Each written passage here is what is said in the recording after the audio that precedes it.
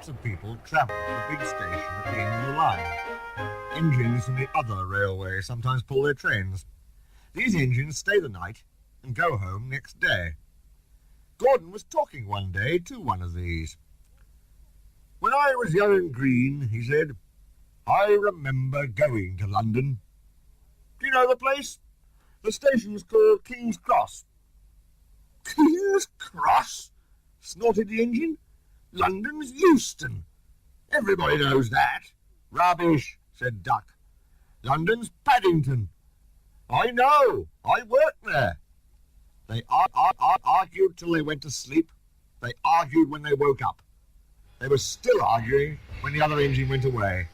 "Stupid thing," said Gordon crossly. "I've no patience." "Stupid yourself," said Duck. "London's Paddington. Paddington, do you hear?" "Stop arguing," James broke in. "You make me tired. You're both agreed about something anyway." "What's that?" "London's not Euston," laughed James. "Now shut up." Gordon rolled away, still grumbling. "I'm sure it's King's Cross. I'll go and prove it." But that was easier said than done. London lay beyond the big station, at the other end of the line. Gordon had to stop there. Another engine then took his train. "If I didn't stop," he thought, "I could go to London." One day he ran right through the station. Another time he tried to start before the fireman could uncouple the coaches. He tried all sorts of tricks, but it was no good. His driver checked him every time. "Oh dear," he thought sadly, "I'll never get there." One day he pulled the express to the station as usual. His fireman uncoupled the coaches, and he ran on to his siding to wait till it was time to go home. The coaches waited and waited at the platform, but their engine didn't come. A porter ran across and spoke to Gordon's driver. "The inspector's on the platform. He wants to see you." The driver climbed down from the cab and walked over to the station. He came back in a few minutes looking excited. "Hello," said the fireman. "What's happened?" "The engine for the express turned over when it was coming out the yard. Nothing else can come in or out. They want us to take the train to London. I said we would if the Fat Controller agreed. They telephoned, and he said we could do it. How's that?" "Fine," said the fireman. "We'll show them what the Fat Controller's engines can do." "Come on," said Gordon. "Let's go." He rolled quickly over the crossings and backed onto the train. It was only a few minutes before the guard blew his whistle, but Gordon thought it was ages.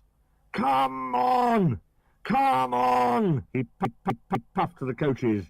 "Come on, come on, come on, come on, come on, come on, come on! We're going to town, we're going to town," sang the coaches. Slowly at first, then faster and faster. "We're going to town, we're going to town, we're going to town, we're going to town." Gordon found that London was a long way away.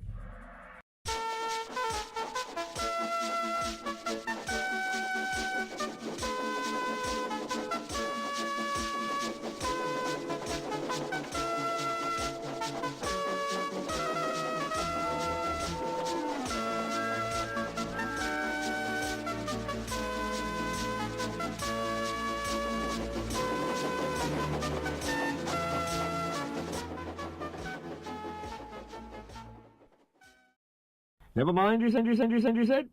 "I like a good long run to stretch my wheels." But all the same, he was glad when London came in sight. The Fat Controller came into his office next morning. He looked at the letters on his desk. One had a London postmark. "I wonder how Gordon is getting on," he said. The station master knocked and came in. He looked excited. "Excuse me, sir, have you seen the news?" "Not yet. Why?" "Oh, just look at this, sir." The Fat Controller took the newspaper. "Good gracious me," he said. "There's Gordon. Headlines, too. Famous engine at London station.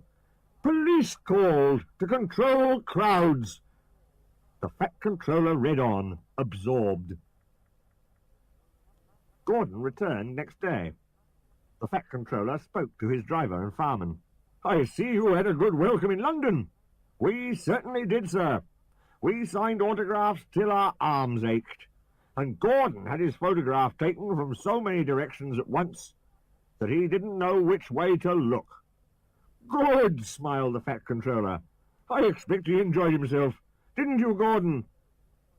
No, sir, I didn't. Why ever not? London's all wrong, answered Gordon sadly. They've changed it. It isn't King's Cross anymore. It's St. Pancras.